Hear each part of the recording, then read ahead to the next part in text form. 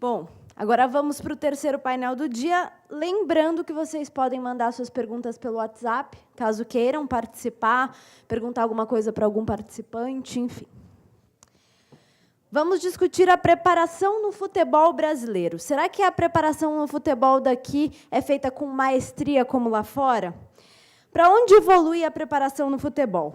Como que a gente atinge resultados esperados? Por exemplo, por que o futebol brasileiro é menos intenso que os outros das grandes ligas mundiais? Algumas dessas perguntas a gente também vai discutir por aqui. Por isso, eu chamo para mediar essa conversa o jornalista dos canais ESPN, André Kfouri.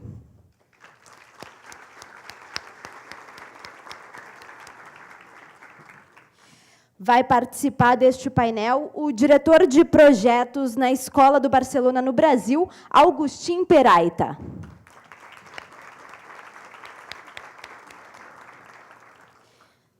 Também chamo ao palco o coordenador científico do São Paulo Futebol Clube, Altamiro Bottino.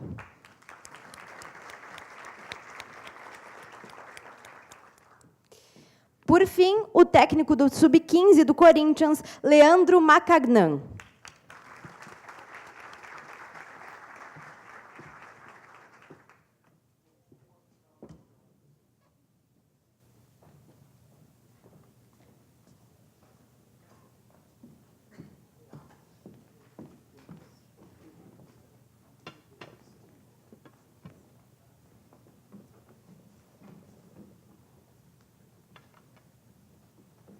Boa tarde a todos. Vamos começar essa conversa com dois profissionais que trabalham diretamente com categorias de base, por enquanto, né? Acredito que a sequência de carreira deles é muito ambiciosa e muito promissora. E o Altamiro, que trabalha numa área de sinergia de categorias e com futebol profissional. Todos eles muito bem formados, muito capacitados para exercer as funções em que atuam nos clubes em que estão nesse momento, e, como eu disse, com um conhecimento que vai ser muito valioso para a conversa de hoje. Além das perguntas que foram mencionadas, esse painel vai tentar fazer um pouco mais, vai tentar ir um pouco mais adiante em relação a um tema que é tão complexo, mas também tão importante, principalmente no ponto de vista científico do futebol, e nós vamos, no tempo que tivermos aqui, tentar avançar nessa discussão. Boa tarde a vocês. Eu queria começar, as pessoas aqui querem ouvi-los, e eu também, com a primeira questão. A área de preparação no futebol brasileiro, ela está no mesmo nível, ou próxima do nível, do futebol onde ele é considerado mais bem tratado, ou seja, na elite do futebol da Europa? Por favor, Leandro, queria começar com você. Obrigado, André. Primeiro, um prazer enorme estar aqui na FUT. É um privilégio poder discutir um tema tão atual como esse e dividir o espaço com pessoas que eu admiro tanto, mesmo não às vezes conhecendo pessoalmente, mas conhecendo o reconhecido trabalho já de vocês. Então, a nível do futebol, acho que o principal aqui dessa participação, eu gostaria de deixar claro que eu não vim ensinar nada, vim sim ter algumas ideias, discutir algumas outras e construir, a partir da opinião de cada um aqui, uma ideia geral. Mas partindo aí do pressuposto das experiências que eu tive lá no futebol português, onde tive 3 anos no futebol de formação no Porto, e comparando com as duas realidades aqui principais, que foram o Santos e atualmente o Corinthians, eu sugiro que o futebol nacional hoje parte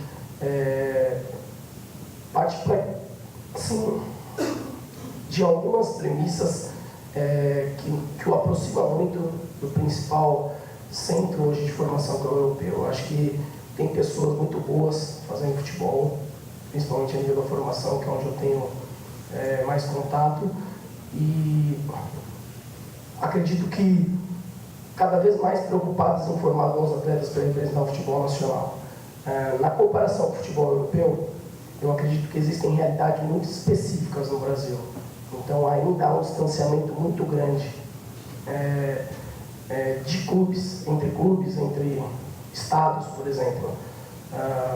Mas eu acredito que tem feito futebol de qualidade, com bons profissionais muito empenhados a cada vez mais deixar o nosso futebol mais forte. O Leandro trabalha atualmente na categoria sub-15 do Corinthians. O Altamiro Bottino é coordenador científico do São Paulo, passou pelo Palmeiras e tem uma visão mais ampla dessa questão. Aliás, para conversar com todos eles aqui a respeito de tudo que a gente gostaria, o tempo alocado para esse painel deveria ser muito maior, mas nós temos essa dificuldade, vamos tentar aproveitar ao máximo. Altamiro, qual é a sua visão sobre essa questão? Boa tarde. Boa tarde, muito obrigado pela oportunidade de estar aqui com vocês. Sem nenhum medo de poder até ser considerado leviano no que eu vou dizer, eu acho que a preparação física brasileira não tem nada a dever ao que se faz hoje no mundo inteiro. Acho que a gente enfrenta desafios muito maiores do que os profissionais enfrentam na Europa, por exemplo, em relação principalmente ao calendário. Eu acho que a gente desenvolveu uma resiliência muito grande, intelectual, para poder lidar com tantas dificuldades como as que a gente tem no país. Não acho que a gente deva nada ao que se faz lá fora. Agustin representa a escola do FC Barcelona aqui no Brasil, diretor técnico, treinador formado. A sua graduação ela é equivalente ao UEFA Pro, é isso, Agustin? Exatamente.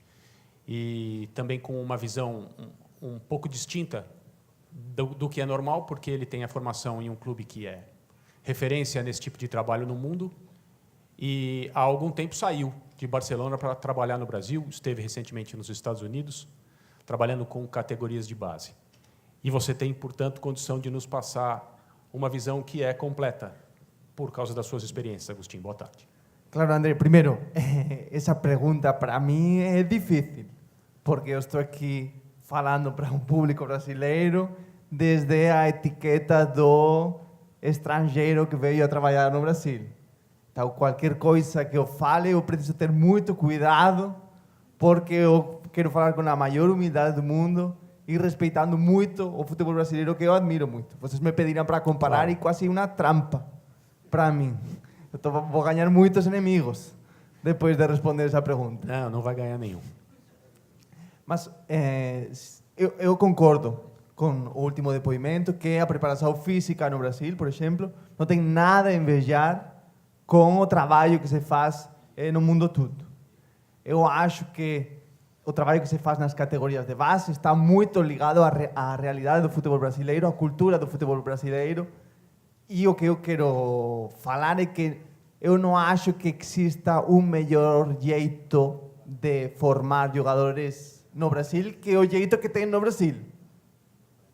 Se vocês são pentacampeões, só porque vocês têm esse jeito de preparar futbolistas, de avaliar futbolistas, de formar elencos, de organizar o futebol nas categorias de formação. Com certeza é muito diferente do jeito que se tem em outros países do mundo, na Europa,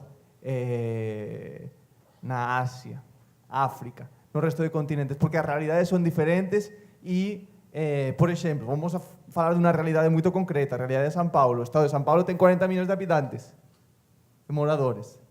Isso é 40 vezes mais o que tem a região de Barcelona. Então, é muito mais fácil, ou tem muita mais abundância para escolher, tem muita mais abundância para formar elencos, para captar jogadores. Por isso, em outros lugares do mundo, para poder competir com potências mundiais, como o Brasil, nos campeonatos de países, tem tido que gerar estratégias de diferenciação. Por isso, eu adoro brincar com os meus amigos brasileiros de a quantidade de jogadores top mundial que jamais teriam sido revelados no Brasil. Thomas Müller, Andrés Iniesta, Xavi Hernández. São jogadores que dificilmente teriam tido sucesso no sistema de formação de jogadores no Brasil. Mas isso não para mim isso não significa que o sistema aqui esteja errado. Simplesmente o fato de ter tanta abundância permite privilegiar, por exemplo, umas componentes técnicas e físicas que na Europa, como você tem um rango para escolher menor, você precisa, tá bom, a gente tem esse aqui, vamos tentar desenvolver as capacidades desse aqui, que pode ser a inteligência, pode ser a capacidade de decidir mais rápido. Por isso eu acho que os sistemas de formação estão adaptados ao contexto e à realidade de cada um. Por isso, para mim, não é comparável e o mais eficiente para a realidade do Brasil é o brasileiro, com certeza. Podemos pegar ideias de outros sistemas para testar elas nesse contexto diferencial? Podemos, vai ser bom. Do outro lado, podem vir aqui a pegar ideias como têm vindo durante muitos anos e pegar técnicos, pegar treinadores para melhorar a realidade lá? Com certeza também. Eu queria só acrescentar uma coisa que talvez possa ter passado despercebido. Por favor, Isso. e vamos estabelecer essa dinâmica aqui de uma conversa bastante fluida, sem a necessidade da gente ficar fazendo assim, eu estou aqui apenas ouvindo. Ok. Lembrar que o que eu disse não quer dizer que a gente não tenha o que aprender com os outros. Isso é um dado fundamental. É óbvio que qualquer escola de formação, preparação física no mundo tem alguma coisa para acrescentar para a gente. Isso eu não tenho a menor dúvida. Mas o que eu sinto falta é de eventos como esse, onde a gente possa debater o futebol e a oportunidade de fazer intercâmbios internacionais com equipes de futebol e comissões técnicas. Eu estou há 25 anos no futebol, passei 13 dentro do Botafogo, 1 no Curitiba, quase 3 no Palmeiras, vou completar 1 ano no São Paulo e vi muito pouco o clube investir na ida de uma comissão técnica para Inglaterra, Austrália, Nova Zelândia, França, Alemanha, intercambiar conhecimento. Isso eu sinto muita falta. Então, eu queria que você elaborasse sobre isso. Eu já estou aqui interrompendo de novo a conversa, mas porque isso é um tema interessante, eu ia mais tarde levar o papo para esse ponto. É cada vez mais comum comissões técnicas, ou às vezes apenas um treinador, num momento específico de carreira, tomar a decisão de ir viajar para ir conversar, ser recebido em grandes clubes, eventualmente assistir a treinos. Em determinados lugares, essa liberdade não é tão grande, o técnico local não quer se abrir tanto em relação ao que ele faz, por questões estratégicas, claro.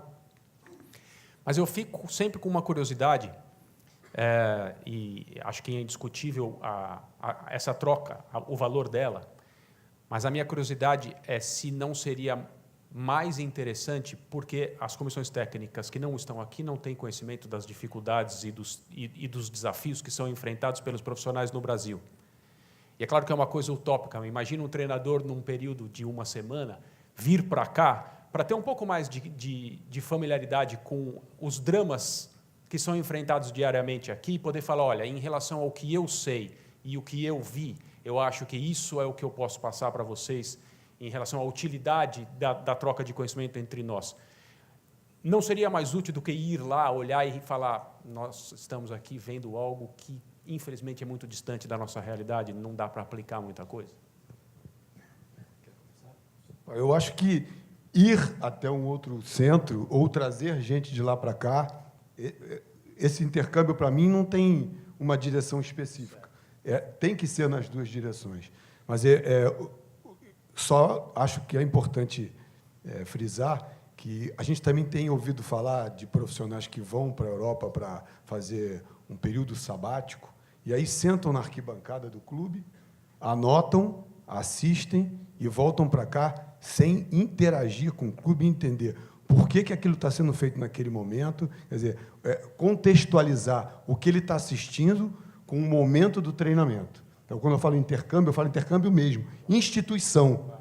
Eu hoje estou no São Paulo. O São Paulo entrar em contato com o Liverpool e a gente receber gente do Liverpool e a gente mandar a gente do São Paulo para o Liverpool. Para esse intercâmbio, entendendo, olhando todos os processos do início da temporada até o final, para poder contextualizar quando ele assiste a um treinamento físico, a um treinamento técnico-tático, ele entender que aquilo ali faz parte de um segmento totalmente definido. Ele teve acesso a isso tudo. E não simplesmente sentar numa arquibancada, tirar umas fotos do lugar onde ele esteve, ou uma selfie com o treinador daquela equipe e dizer: fiz um período sabático de imersão.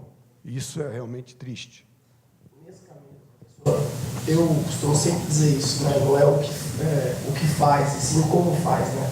Porque muitas vezes tem se reproduzido o que se vê, né? Não o porquê do que se vê.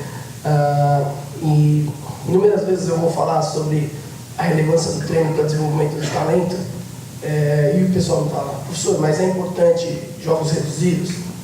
Depende do objetivo. O que você disse, André, tem muita lógica, porque o mais importante é que se tenha o respeito à identidade, à cultura e os aspectos de cada país.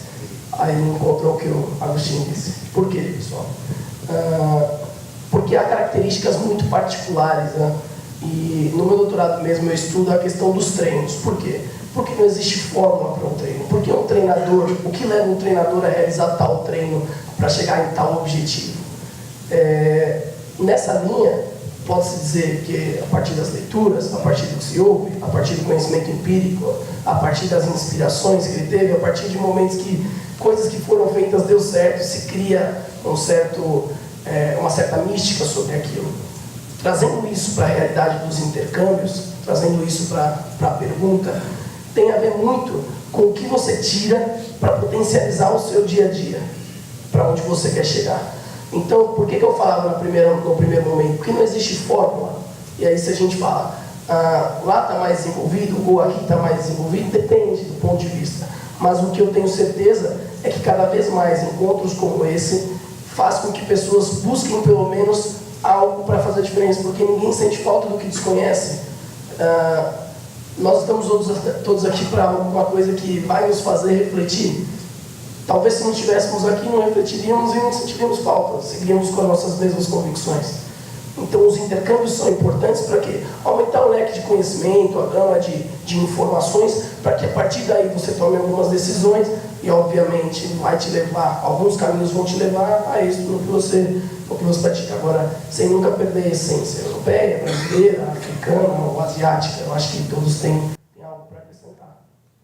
Agostinho, o trabalho na Escola do Barcelona aqui, ele tem vários objetivos, claro, né? Uma representação do clube, é uma possível descoberta de jogadores bastante cedo para que eles possam ser desenvolvidos, mas também é uma aplicação de uma ideia.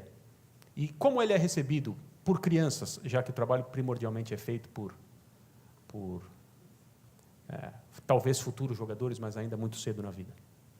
É importante entender ou tentar, pela minha parte, transmitir que todas essas ideias que o Futebol Clube Barcelona tenta transmitir para os jogadores em qualquer das formas ou dos formatos de instituição que tem, desde a escola, as academies, a La Masia lá em Barcelona, é que todas as ideias, toda a filosofía de jogo é ensinada pelo jogo mesmo.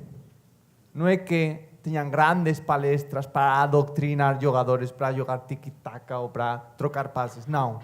Todas as ideias que a gente tenta passar para os jogadores, tentamos passar através por meio do treino, por meio do treinamento. Eu acho que é muito interessante essa perspectiva de ver como se cria um treinamento, como se elabora uma proposta de treinamento todo dia, diariamente, que se faz durante o treinamento e que se faz depois do treinamento, porque no futebol o treinador, se tem esse nome, é porque o treinamento é importante, não é escalador, não é preparador físico, não, é treinador, porque o treinamento é o que vai fazer que tenha uma transferência.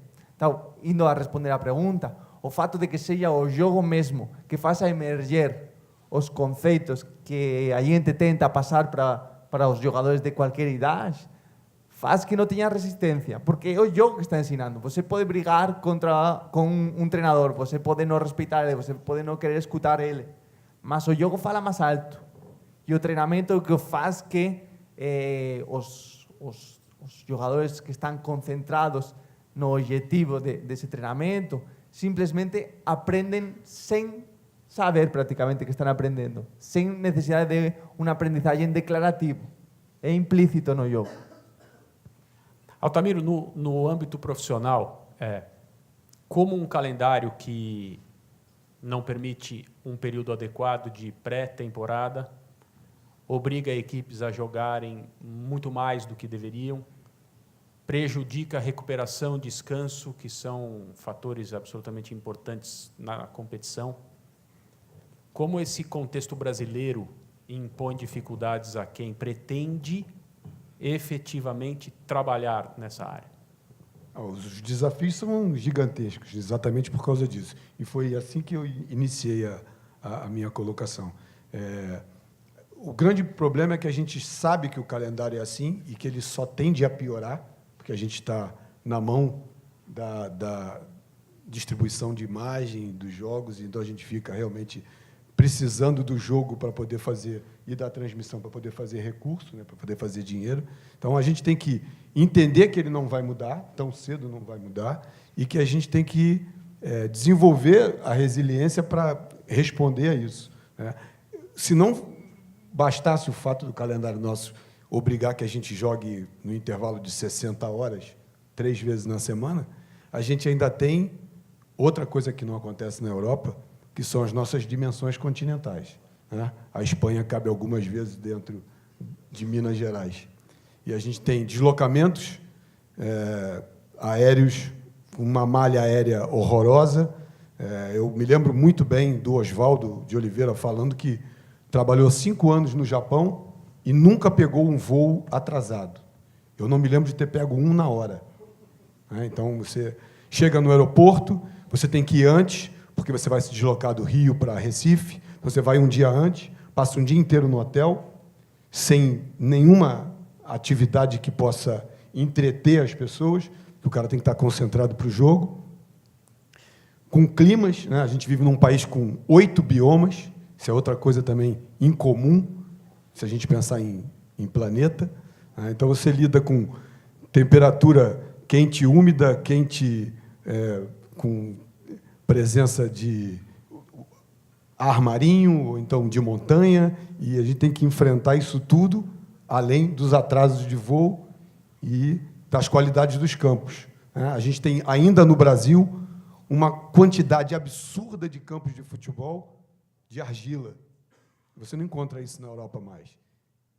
Isso é outra dificuldade muito grande. A gente não analisa isso. A imprensa nem tem conhecimento disso, né? Mas quando você joga num campo de argila, por exemplo, a reatividade do piso é muito maior do que num campo de areia. Então, além de jogar com espaço de 60 horas, o sujeito dá um salto, uma aceleração, uma corrida de 30 km, quando ele freia, o campo devolve tudo isso para ele.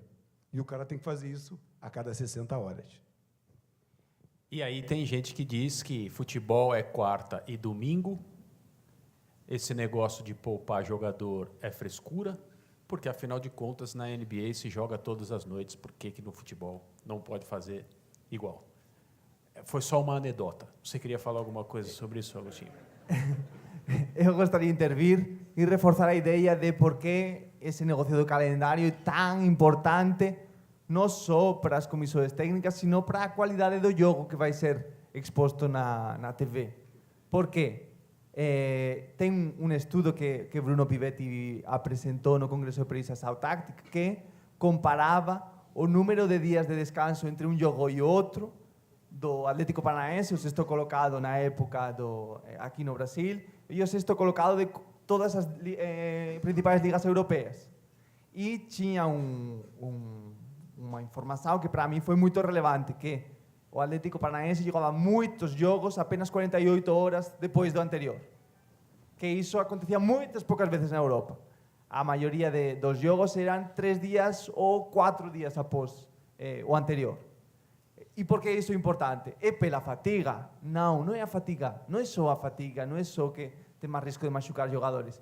É que para o treinador conseguir propor ideias que são anti-intuitivas para os jogadores e gerar uns comportamentos coletivos, ele precisa de fatigar muito as cabeças dos jogadores no treinamento. se ele faz isso e tem um jogo em 12 horas, ele perdeu o jogo direto por causa disso. Então, eu gosto muito de explicar por que é tão complexo propor jogo, falando de uma frase que todo mundo acha que não faz sentido nenhum. Eu falo que a táctica é anterior aos treinadores. Porque os meninos, quando jogam na rua, quando brincam com os amigos com a bola, eles têm uma aprendizagem táctica lá. E é uma aprendizagem táctica muito básica de um modelo de jogo que sobreviveu durante muitas décadas, que no futebol ganha quem aproveita os erros do adversário e quem não comete erros. É assim, os erros no meu campo, não. Vamos aproveitar os erros na metade adversária. Então, eu vou tentar não arriscar e vou aproveitar os erros do adversário. Quando a gente tenta propor jogo, que é gerar vantagens, não aproveitar erros, gerar vantagens próprias para nos impor no jogo, isso tem muito a ver com desfazer toda essa aprendizagem de evitar o erro, evitar o risco, aproveitar o erro adversário. E para conseguir mudar essa mentalidade coletiva dos jogadores, você precisa de treinar. E precisa de treinar com um foco muito importante nessa reprogramação táctica. Se você tem um jogo nas próximas 12 horas, você não pode investir esses recursos mentais dos jogadores em cremar conteúdos para repor conteúdos. Porque você vai gerar uma queda de desempenho enorme. E você vai ser demitido e já era. Você vai ser demitido. Não entramos ainda nessa... Com toda certeza. Nessa área, né, que é também a questão da sobrevivência do trabalho, que é colocado em uma situação de teste diário por diversas dificuldades. A principal delas, a competição e a necessidade de produzir resultado, porque senão o trabalho vai ser interrompido. Isso é verdade em todos os lugares do mundo, mas há lugares em que pelo menos se respeita a parte anterior, né, antes da cobrança. Leandro, você queria falar alguma coisa a respeito disso ou podemos aqui... É que não, sabe que é engraçado, essa fala do Agostinho me lembrou de algo que eu li num livro a respeito do Marcelo Bielsa, quando ele explica, numa entrevista coletiva, por que ele fecha treinos. E as pessoas ali mais interessadas em saber se faz diferença ou se não faz, se é uma questão de surpreender o técnico adversário ou não. E ele, daquele jeito, sem olhar para ninguém, né, porque ele só fala olhando para baixo, uma figura absolutamente interessante, diz que tem isso também, mas isso não é o mais importante. O importante é que, durante o período de um treinamento, ele precisa produzir essa fadiga mental. Ele precisa fazer os jogadores chegarem ao momento em que eles vão trabalhar com... A expressão que ele usou, eu não sei se é cientificamente correta, déficit de oxigênio. E batimentos cardíacos a um número tal. E quando os jogadores estão nessa situação, eles erram muito. E isso faz com que ele se irrite e ele cobra muito, porque é efetivamente sob essa condição que ele consegue fazer com que os jogadores aprendam. Então, a complexidade do treinamento é uma coisa que, de novo, ficaríamos aqui horas falando. Mas no Sub-15 não tem muita viagem, não tem aeroporto, não tem... Mas tem campo ruim, né? Tem as diferentes maneiras como os futuros jogadores entendem a necessidade do treinamento, como é trabalhar nesse âmbito, Leandro. O Sub-15, assim como a formação, é um trabalho de conquistas diárias, né? Assim, no processo de formação é muito importante que eles vivenciem várias ideias, né? De vários treinadores, mas cada vez mais os clubes criam um modelo e, a partir dos modelos, os treinadores desenvolvem suas ideias, né, a partir de uma matriz. O Sub-15, por um acaso, é uma categoria que joga bastante. A gente tem 6, 7 torneios por ano. E agora, o que você está dizendo é muito interessante. Por quê? Porque a ideia da construção de um jogo é algo que exige realmente que eles estejam frescos, que a gente costuma dizer, para que tenha assim, um aprendizado mais profundo, né? Nesse caso que o Bielsa diz, na fadiga mental, déficit de oxigênio, principalmente geram falhas técnicas, principalmente a nível de execução, mas também de tomada de decisão. Por quê? Porque o jogo te pede isso, né? Muitas vezes as decisões são tomadas em altíssimas situações de estresse, de pressão temporal, espacial, por vários fatores exógenos e também endógenos, internos. Por quê? Porque muitas vezes eles querem fazer com que a proposta do treinador e da equipe sejam de fato executadas com êxito e às vezes não chegam lá.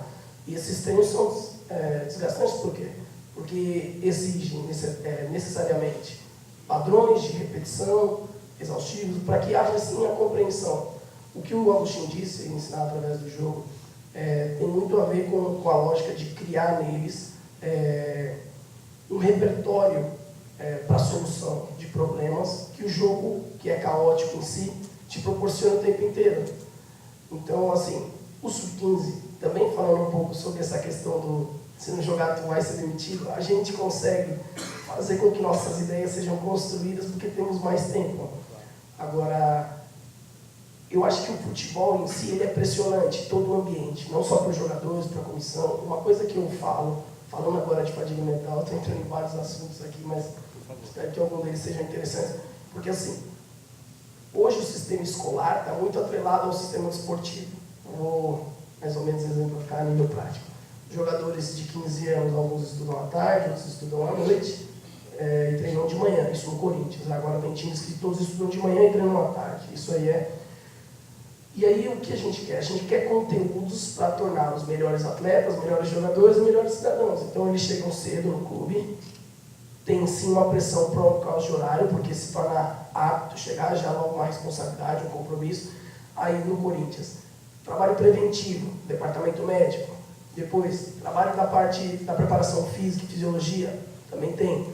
Parte técnica, tem campo, tem que se alimentar bem, a parte nutricionista. Depois, trata-se do coaching, isso tudo. E depois eles logo têm que fazer tudo muito bem e voltar rápido, porque eles têm que almoçar com uma certa velocidade para ir para a escola e, para além disso, cobrar um bom desempenho. Tu já imaginou o estresse mental e o nível de fadiga para que todos esses conteúdos sejam de fato aprendidos? Não, aprendidos. Porque a gente faz muitas vezes a questão de achar que o jogador pensa como nós. A gente fala, não, eles estão dando conta disso tudo, é uma enormidade de conteúdos.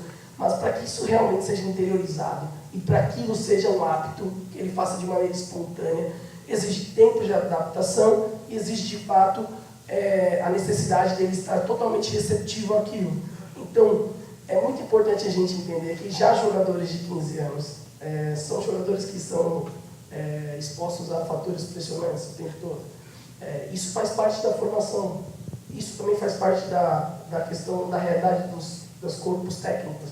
Então, assim, as pessoas às vezes perguntam, mas essa pressão de resultado, essa pressão de ter que vencer, eu acho que ela faz parte do futebol, ela não me incomoda em nada, nunca me incomodou, assim, em todos os trabalhos que eu realizei. E para eles também não deve ser um incômodo, deve saber que existe, mas embora todo esse contexto do futebol, que foi o que eu falei por esse período, nós temos que sim tentar excelência em todos os aspectos. Mais ou menos por isso.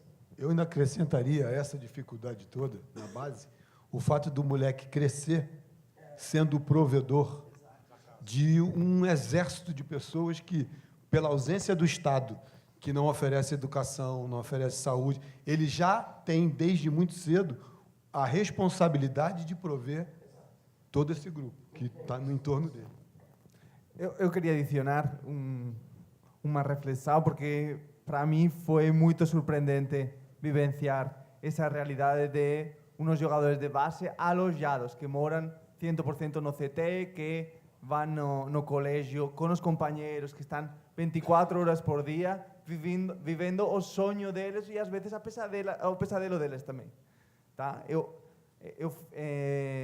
trabalhei agora, acho que foram 6 meses en Arizona, donde o Fútbol Club Barcelona tem un programa residencial, donde ten meninos de 15 a 19 anos alojados. E fiquei surpreso. Foi a primeira vez que eu traballei con atletas que estaban alojados tempo todo 24 horas, 7 días por semana no CT.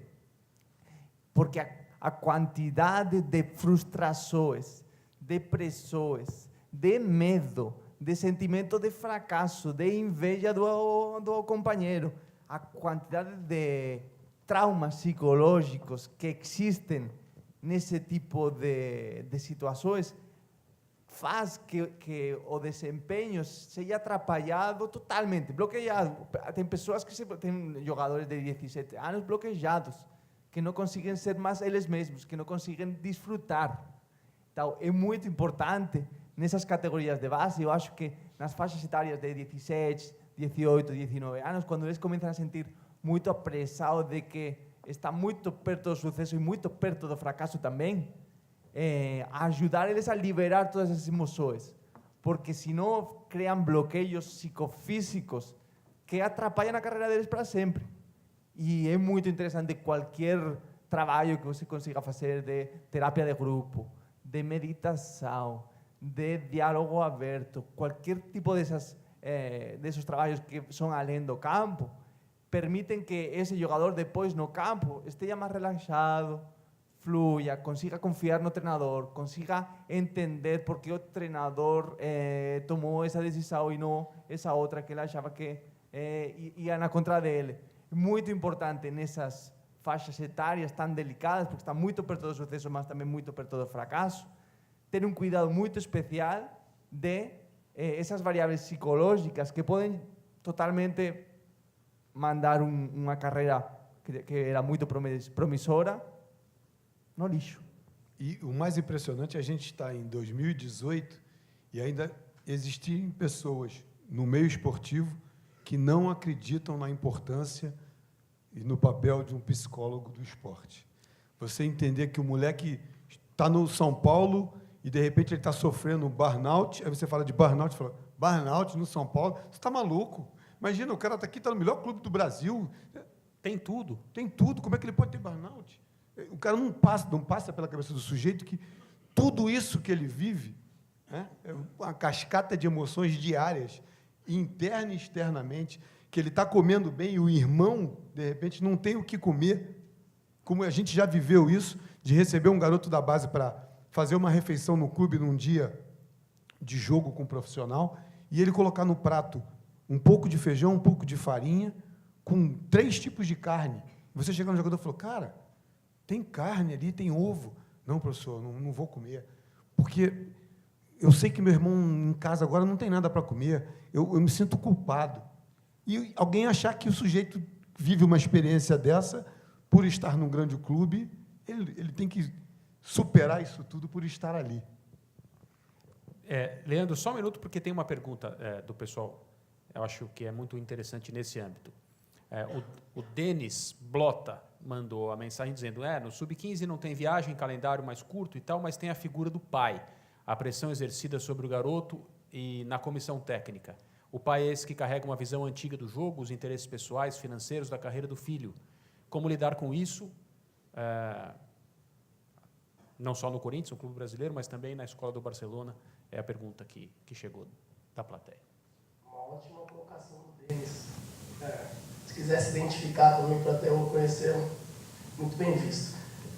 E o que eu ia dizer, assim, ligado a isso mesmo que os professores têm dito, porque assim, muito se cobra que assim, os jogadores, às vezes eu gosto de dizer isso, né, porque tem que ser duro com o jogador de futebol, e aí eu penso assim, a figura do treinador educador é gerar naquele jogador uma pessoa de confiança, o reforço positivo, fazê-lo parte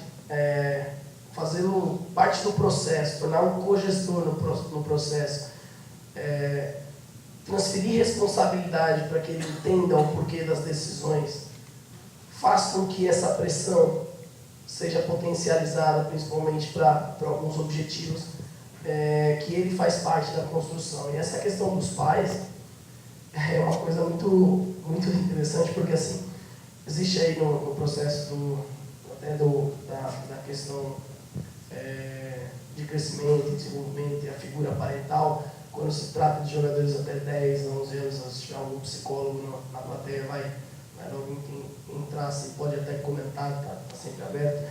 Mas de 10 anos, 12 anos, o pai é principalmente a figura do herói, né? 13, 14, 15 anos, aumenta-se a questão dos amigos, das questões dos pares, né? Da afeição. E depois, com 17 para cima, eles já se acham, ou 15 para cima, se tornam adultos. Os pais, muitas vezes são fatores de interferência até mesmo para o jogador negativo, porque o jogador está dentro do processo, constrói uma ideia, e muitas vezes essa ideia é toda desconstruída quando chega em casa. Então, o mais importante é também fazer com que o jogador entenda que os pais são importantes nesse processo. E às vezes eles não estando participantes do processo diário ali do clube, a ideia é fazer com que essas divergências, de certa forma, se cruzem e criem ali algumas coisas similares, algumas coisas afins, potencializando as duas opiniões, porque a gente também não pode ignorar a figura do pai, que no caso são os responsáveis por eles. Tem que ser um trabalho conjunto. Na escola do Barcelona tem uma placa, não tem? Eu já vi uma foto que é direcionada aos pais dos atletas, dos jogadores, das crianças e como eles devem se comportar. Né? Eu acho que é importante dar duas respostas aqui. O pai, nas primeiras faixas etárias, até que o menino tem 12, 13 anos, é uma figura de referência muito importante, mas não é de referência só para a atitude que o atleta vai ter com o treinador, com os companheiros, com o árbitro, com tudo isso. O mais importante vai ser a autoimagem que o jogador gera dele mesmo por meio do olhar do próprio pai. Então, quando o pai é inestável, quando o pai fica com raiva, com nervoso no jogo, ele está gerando essa imagem, esses sentimentos dentro do próprio menino, nessas faixas etárias muito novas. Portanto, o mais importante nessas faixas etárias é dar um suporte total para a atividade do atleta, do aluno, nesse caso, porque são muito novos. Que ele se sinta apoiado em todo momento e que ganhe ou perca, o pai vai amar ele mesmo assim. Que seja destaque ou não, isso não vai condicionar o amor e o apoio da família. Nessas faixas etárias primeiras. E eu queria dividir com vocês uma anedota para mostrar quanto é importante a relação dos pais com o clube, nos clubes de élite. O Futebol Club Barcelona estreou o novo CT em 2010. E esse CT era junto profissional e a base. Estreando esse CT e também começaram uma política de que os pais e os empresários, os representantes dos atletas, não podiam assistir mais treinos. Tá? Estava fechado, treino de portas fechadas para a base também. Isso gerou uma tranquilidade, uma calma lá no CT enorme. E o que é ainda mais relevante é que os arquitetos do CT da base geraram campos de futebol para os jogos do final de semana da federação, em que a torcida está muito longe e a visibilidade é muito ruim. Então, os pais estão muito desconfortáveis assistindo aos jogos do Barça, do Espanhol, dos principais clubes. Eles têm criado uma infraestrutura para gerar uma distância com as famílias para que o processo seja o mais interno possível entre os jogadores e a comissão técnica e evitar as falas desde a arquibancada, as interferências desde fora, mesmo que desincentivar as famílias a vir assistir aos jogos porque não dá para ver, não dá para assistir direito.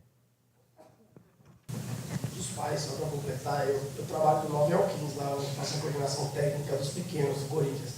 A gente tem trazido cada vez mais os pais para próximo do clube, porque os valores, na minha forma de ver, tem que ficar bem claros, porque os valores são cumulativos. Quando a gente deixa os valores claros, automaticamente a gente cria alguma coisa em torno deles. Então a gente faz reuniões, assim, a ideia são mensais com os pais, existe o diálogo do pai para o filho, a gente, de certa forma, deixa algumas ideias para os pais, para que eles cada vez mais interiorizem a ideia do clube na perspectiva de formação do filho dele. Então o pai tem que ser um aliado nesse processo. Se vemos como inimigo, é o primeiro passo, né? Porque há uma visão dicotômica na própria criança e essa confusão vai se transparecer não só no dia a dia, como no jogo, em todas as ações deles.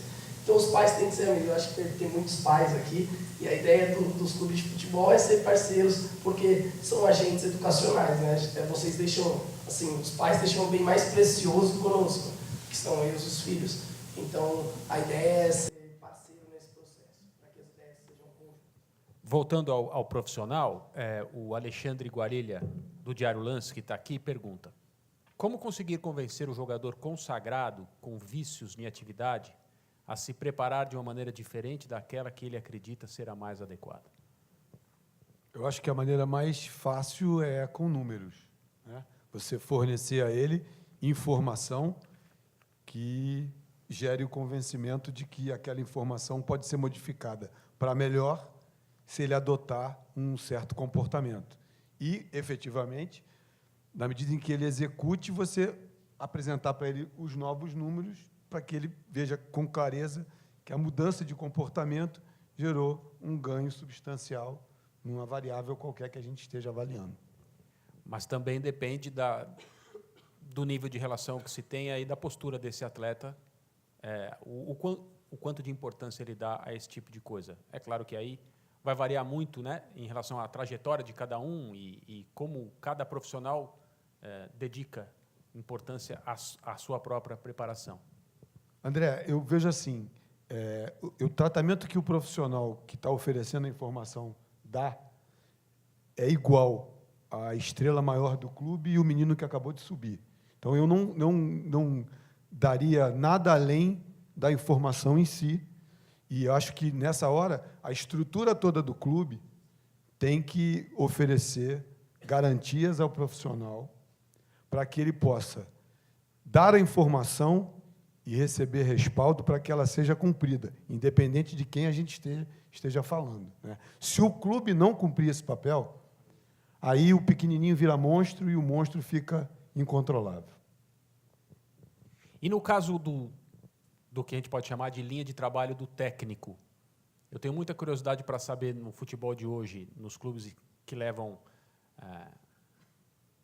tudo que é feito no dia a dia com o nível devido de importância, como que as capacidades se acoplam no sentido da discussão, das opiniões diferentes, daquilo que um treinador gostaria de ver nos seus jogadores, porque ele precisa, numa determinada partida, atuar daquela maneira.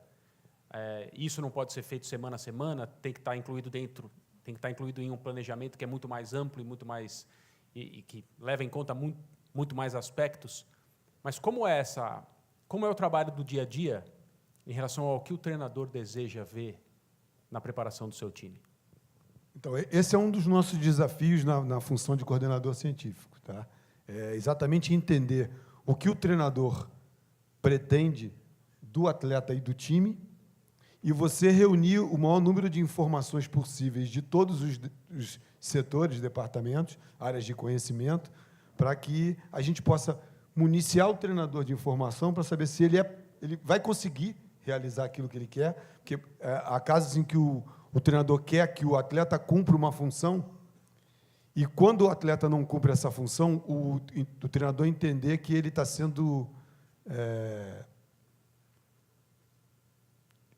está contestando a tarefa ou a missão que foi dada, e muitas vezes o atleta tem incompetência física, incompetência intelectual para executar aquela tarefa. Ele não fez porque ele não quis, ele não fez porque ele não foi capaz de fazer. Então, acho que o desafio da gente nessa hora é oferecer o maior número de informações ao treinador para que ele possa construir a sua ação de jogo. Tem mais uma pergunta aqui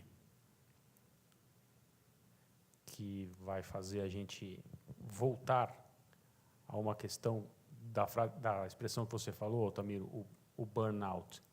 E aí é uma menção do Flávio Prado, que está aqui, em relação a um jogador que passou por diferentes situações e não soube lidar com aquilo tudo que se esperava dele, muito provavelmente aquilo que ele também esperava de si. E, nesta semana, acredito que seja por isso que o Flávio fez a pergunta, deu uma entrevista faz 2 dias, algo assim, muito impactante. O Bojan, que foi formado no Barcelona, declarou que a cobrança de ser chamado de novo Messi, desde que ele era um menino, foi uma coisa pesada demais e que o levou a ter todo tipo de problema para continuar dando sequência à sua carreira, problemas psicológicos, crises de ansiedade. E a questão de trabalhar o lado psicológico, seja de um jogador em formação ou seja de um jogador formado, é vital no futebol de hoje. E acho que vocês três podem passar informações importantes nesse aspecto.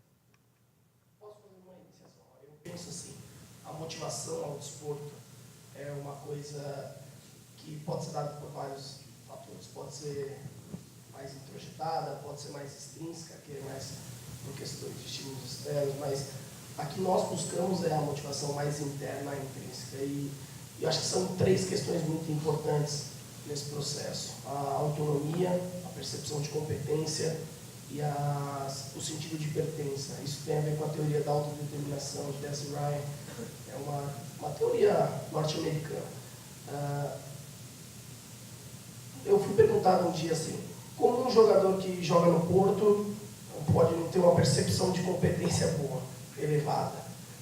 Ele joga no Porto, ele está no maior clube do Norte, aí a ideia é principalmente refletir que a percepção de competência, quando ela é subjetiva, ela não está ligada aos outros, está ligada assim ao ambiente que o entorna. Então, o Bojan, no caso, estava num ambiente extremamente competitivo, com atletas de extrema qualidade, e a percepção de competência dele diretamente estava ligada aos que o rodeavam.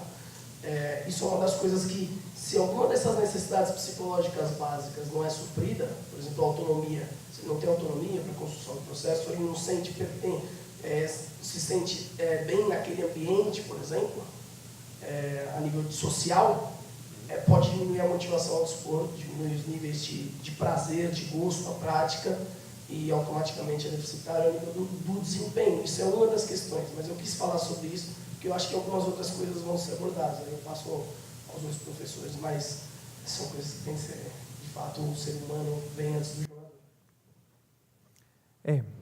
O caso de Bojan, para mim, é muito paradigmático. Eu ainda não consigo entender o que aconteceu com ele. Com certeza foi um burnout. Ele foi, com 16 anos, o maior artilheiro da história da base do Barcelona. Com 16 anos. Então, a base vai até os 19. Ele, com 16, já tinha o recorde. Foi para o time B e, em poucos jogos, já fez muito gol. Com 16 anos. E foi com 17 para o profissional. E o profissional era o último ano de Rijkaard, e tinha Eto'o, tinha Henry, tinha Ronaldinho, tinha Messi, tinha Juli. Mas o time não estava num momento bom.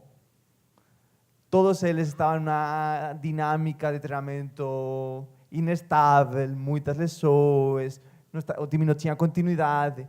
E o Bojan, com 16, 17 anos, pegou a responsabilidade quase de liderar esse time. Porque ele estava sendo muito bom na base, ele estava jogando com a seleção sub-21 da Espanha e ganhando campeonatos internacionais com 16 anos. Então, ele era tipo o novo Messi, mas não era falado, era o novo Messi, fazia as coisas que Messi estava fazendo 5 anos antes. E essa gestão, eu acho que o Barcelona fez muito bem com Messi, com Iniesta, com Xavi, de colocar eles com a responsabilidade certa no momento certo. Não foi feito com Bojan por necessidades do time profissional nesse momento. E com 17 anos ele assumiu as responsabilidades de deixar no banco a Thierry Henry, de deixar no banco a Ronaldinho, de deixar fora do elenco a jogadores muito importantes e de que o time não estava tendo bons resultados. Para mim, uma notícia muito surpreendente na época é que em 2008, quando a Espanha ganha a Eurocopa, Bojan estava na lista dos convocados, com 17 anos também. E até podia ser titular, eu acho. Mas ele renunciou, ele falou, eu estou muito estressado. Era esse ano que foi o primeiro dele no Principal do Barcelona, e renunciou. Ele falou, eu preciso de férias. E desde esse momento que ele não foi para a Eurocopa, a Espanha ganhou, ele já não voltou a ser o mesmo. Eu acho que toda essa gestão que o representante dele, ele mesmo, o Barcelona fez nesse momento, é um exemplo muito vívido de que dar uma responsabilidade demais alguien que no está pronto para asumir él, puede ir en contra, pues no es una oportunidad, es una trampa de nuevo, es algo que no todos van a conseguir soportar. E são muitas histórias como essa, né? Talvez não com tanta repercussão, mas aqueles valores promissores, aqueles futuros craques, comparados ou não com jogadores já em atividade, mas em relação à expectativa não conseguem trilhar o caminho que se imaginava para eles por diferentes razões. Pergunta do Yuri Almeida para você, Altamiro. Ele menciona o calendário brasileiro, o curto tempo de recuperação entre jogos, os objetivos que o clube precisa atingir, sendo assim, como a fisiologia, a parte científica, que se reinventa a todo momento, trabalham hoje no futebol na prevenção de lesão e manutenção dos atletas em alto nível durante a maior parte do tempo. Basicamente, o que os clubes estão fazendo hoje é monitorar cada sessão de treino, oferecendo à comissão técnica as informações em tempo real. Essa que é, no nosso entendimento, a mudança mais significativa que aconteceu nos últimos anos. A gente houve um período que a gente usava o GPS no treinamento, mas ele não era usado em tempo real. Você terminava o treino e você acessava como aquele treino tinha sido. E, na verdade, você não tem como fazer nenhuma intervenção em algo que está no passado. Então, o que a gente hoje tem de mudança mais significativa é isso. É você, com o treino em andamento, vou dar um exemplo para vocês que a gente viveu no Palmeiras e está vivendo hoje no São Paulo. O treinador define que o treinamento vai durar 50 minutos. Em comissão técnica, a gente fecha que serão 5 blocos de 10 minutos. A cada 10 minutos, a comissão técnica, através da fisiologia, da preparação física, informam quem está no comando do treinamento, seja um auxiliar técnico ou técnico, que o atleta João já atingiu 1/5 do que deveria, ou seja, ele está dentro do que está esperado para os 5 blocos. Ou que o atleta ainda não atingiu as distâncias, ou as velocidades, ou as acelerações que seriam necessárias para que ele tenha, minimamente, na semana, o tipo de estímulo que ele teria ou que já teve em jogo. Então, ele teria 4 blocos para completar esse trabalho. E, conforme o treino vai andando, a gente vai informando, só faltam 3 blocos e ele não fez ainda. Então, a comissão entender até onde ela pode ir para não deixar para o último bloco que ele faça tudo. E se acontecer de terminar o 5º bloco de trabalho sem ele atingir, por exemplo, 8 acelerações acima de 30 km por hora, que ele faz na situação de jogo, vai caber, Jorge, como você hoje de manhã falou e eu estava presente, vai caber, nesse caso, o analítico, para que o atleta faça. A gente entende que o trabalho contextualizado com bola é o fundamental. Mas aí a semana está acontecendo e os treinamentos não fizeram com que o atleta João desse o número de tiros de velocidade que ele fará no jogo. Porque ele tem características. Todo jogo ele faz 20 acelerações acima de 30 km por hora. Se ele for para o jogo sem esse tipo de treinamento, provavelmente ele vai estar suscetível a se machucar.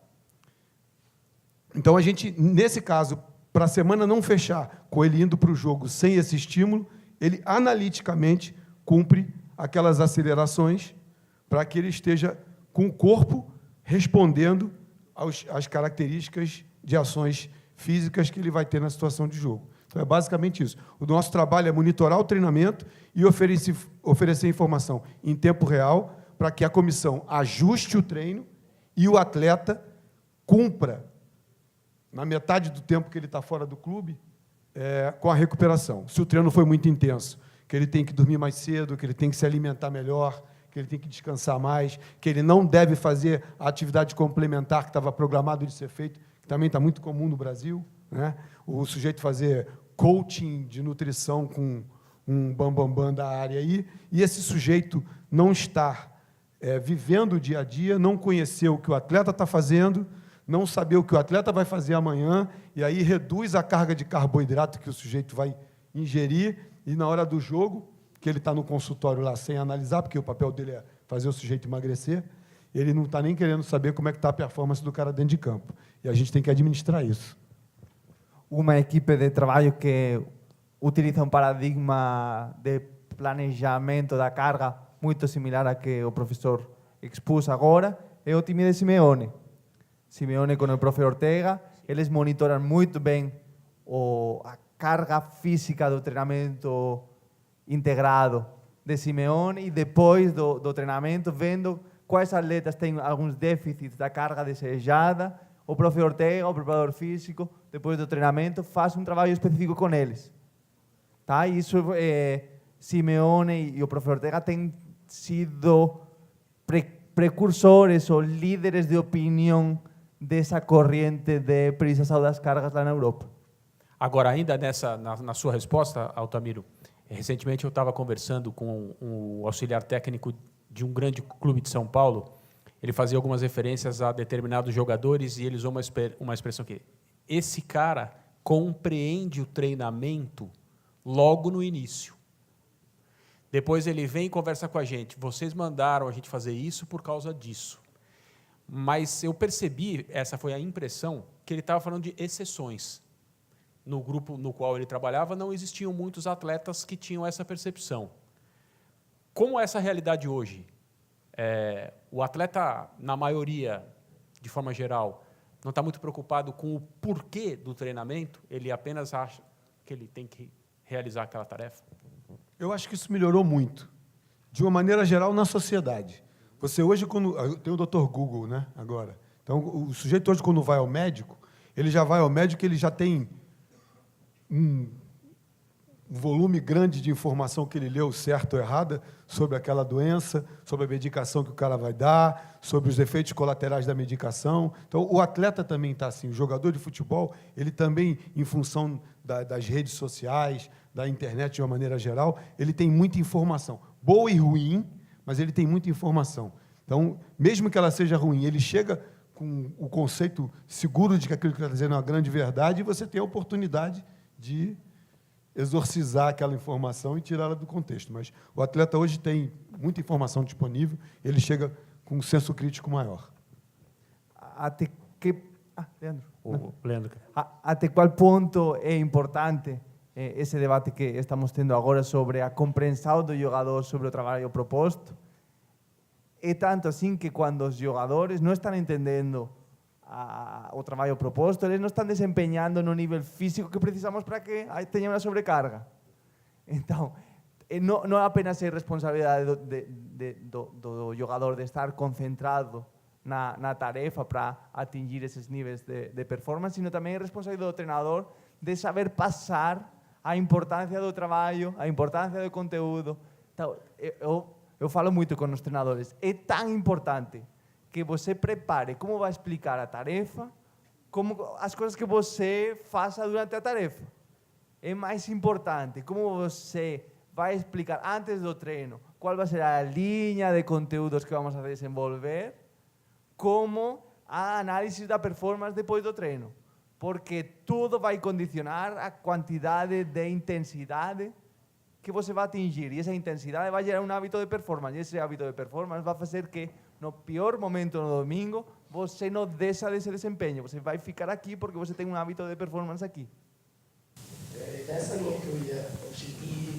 E aquilo que eu disse de fazê-los parte do processo, entender a responsabilidade, e eu vou por um outro lado, porque esse lado foi bem explicado pelos professores, porque eles entendem muito bem qual é a proposta, mas essa sensibilidade e essa responsabilidade ajudam em outros controles, porque eu acho que a pergunta está ligada também ao controle de lesão, também, não é isso? Sim. Por exemplo, as escalas, o professor me corrija se eu estiver errado também, mas lá, por exemplo, no Corinthians, as escalas de percepção subjetiva de esforço, de recuperação, de dor, isso é parte do pressuposto de confiança. Por quê? Porque é o atleta que tem essa sensibilidade, o sentido.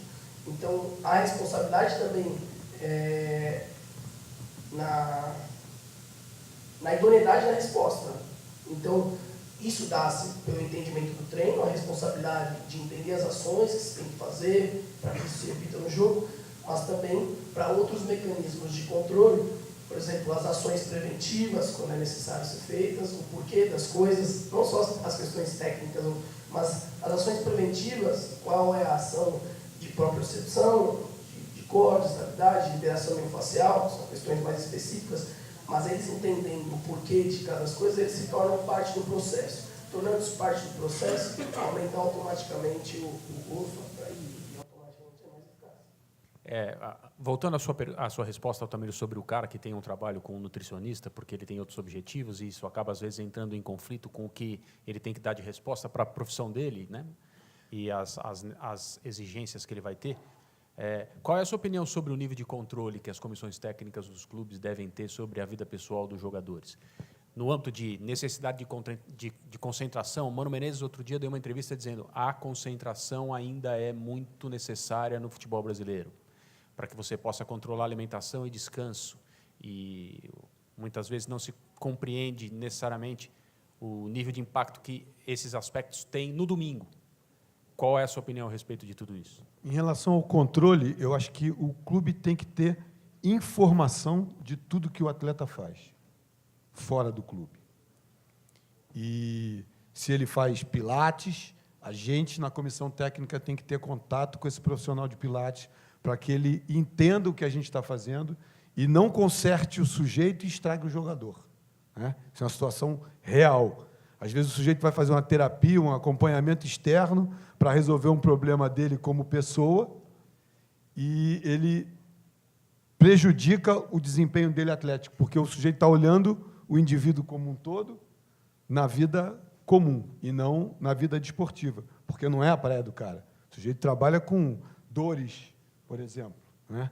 Então, ele vai pensar na correção da causa daquela dor sem pensar o quanto que aquilo pode interferir no desempenho do atleta. Então, o clube tem que ter conhecimento de todas as ações que acontecem fora e interagir com os profissionais externos. Eu não tenho a menor dúvida de que isso é uma necessidade. E cada vez que um jogador nosso vai para a Europa e volta com essa característica. Porque aqui o clube é muito mais assistencialista do que é na Europa. A gente oferece todas as condições. O sujeito, se quiser ter uma boa nutricionista na Espanha, ele vai contratar, né? Se ele quiser ter um bom ortopedista, ele vai contratar, a não ser que ele tenha uma lesão no ambiente de jogo ou de treino. Então, ele vem com essa cultura de fora e leva para lá por saber que lá ele não tem esse assistencialismo todo. Então, o clube oferece isso tudo e tem que integrar o profissional externo também dentro do contexto do planejamento do clube. Perfeito. Perguntas no mesmo tema chegaram de 2 ou 3 pessoas, eu não vou conseguir encontrar todas aqui, mas basicamente é o seguinte, para você, Agostinho e Leandro, como lidar com um menino que não será um bom jogador de futebol, quando ele tem 13 anos, 10 anos, 15 anos no seu caso, mas você lida com os de 9 a 15, como você falou. Como ter essa compreensão, e ele está ali todos os dias no mesmo ambiente? Uma boa pergunta para vocês. Assim, eu vou citar uma frase do Aurélio Ruiz, do Autêntico Medel Barça. Ele passa no livro dele, ele diz que, me corrija se está errado os percentuais, mas 80% dos jogadores de 8 anos podem se tornar jogadores de alto nível, se bem motivados internamente e se o ambiente que ele vivencia dá condições para se elevar. Então, o que eu vou dizer antes de qualquer coisa? Os clubes de futebol, nomeados grandes, eles têm a obrigação de formar jogadores. É normal os clubes falarem assim, eu formei isso aqui, eu venci isso muito poucos. Formamos esse, formamos aquele. Na verdade, eu não acho que é muito por essa linha. Eu acho que, na verdade, os clubes eles têm a obrigação de formar jogadores, até porque tem uma estrutura para isso, e são clubes de futebol de alto nível. Então, estão lá os melhores, em teoria, deveriam estar. E o que acontece? Eu acredito muito na relevância do tempo, do desenvolvimento, porque nessa idade que foi dita aí, 13 anos, o jogador, às vezes, ele parte de um processo que precisa ter escolhas, e que nem sempre é paciente. Então, muitas vezes, jogadores, às vezes é normal assim, ver jogadores que não dão certo num clube, não dão certo no outro. Mas é muito importante entender a relevância do treino para o desenvolvimento de um jogador de alto rendimento. Como lidar com esses jogadores é o mais delicado. Por quê? Porque jogadores que, em dado momento do processo, não estão acompanhando o nível de desenvolvimento do grupo, muitas vezes até mesmo pelo próprio grupo de jogadores, exige uma atenção especial da conduta. Agora, eu sou muito crente que os jogadores realmente se revelam a partir das condições que nós damos a eles. Então, eu acho que o ambiente de treino pode favorecer que esses jogadores de 13 anos, que naquele momento não são jogadores que você tem a perspectiva de chegar em alto nível. Acho que na palestra anterior falava-se do Casemiro, né? Às vezes jogadores que dentro do próprio processo nem tão novos assim, o talento é atualizado, na minha forma de ver. Nada é estanque, nada é fechado. Eu acho que está nas mãos dos treinadores, como o Agostinho disse, por isso somos treinadores, fazendo com que eles cheguem em nível diferente. Eu vou concordar totalmente com esse ponto de Leandro, de que com um certo nível de capacidades e em uma faixa etária muito nova, de 8, 9, 10, 11 anos, tudo é possível, com o estímulo adequado e com as condições adequadas. Eu vou adicionar uma segunda ideia, que nós, treinadores, devemos de ser mais humildes e tentar não julgar, ou tentar prever, ou apostar, ou descartar, ou diferenciar entre jogadores que a gente acha que vão virar e jogadores que a gente acha que não vão virar, porque essa arrogância nossa condiciona muito os resultados do processo. É importante ter a humildade de saber, eu ainda não sei, e ainda se eu tenho alguma ideia, pode estar errada, eu não vou achar que o meu entendimento é mais importante do que qualquer um do resto da comissão, ou que o meu entendimento deve condicionar o futuro dessa pessoa, desse atleta. Então, eu acho que nessas faixas etárias, eu falo sempre de sub-12. Antes de sub-12, ainda não tem jogador nenhum. São todos alunos, são todos jogadores que estão em formação. Não podemos matar nenhum sonho. Nenhum. Qualquer treinador que mata um sonho antes de 12 anos, ele, eu gosto muito de falar que está cargando-se de muito karma negativo, porque está fazendo besteira, está fazendo um mal gratuito.